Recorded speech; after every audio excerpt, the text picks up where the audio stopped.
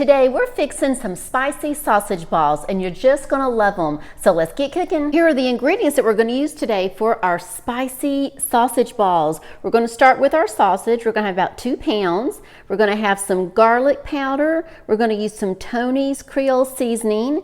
We have some shredded cheese.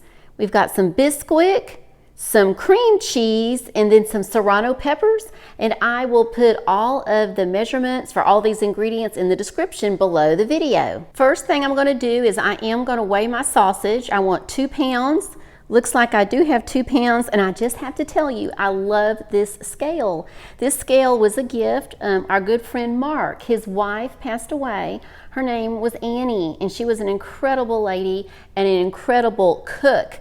And so he left me her scale. So this is very special that this is the first time I'm using it.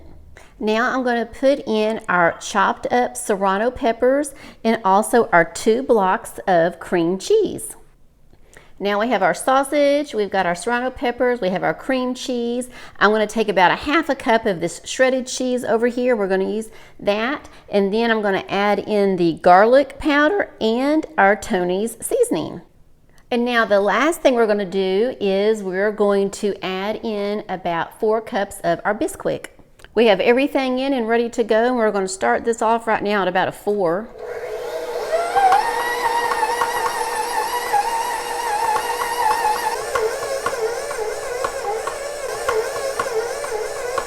Now we have our sausage balls all ready to go into the oven, and this batch has made 92 sausage balls.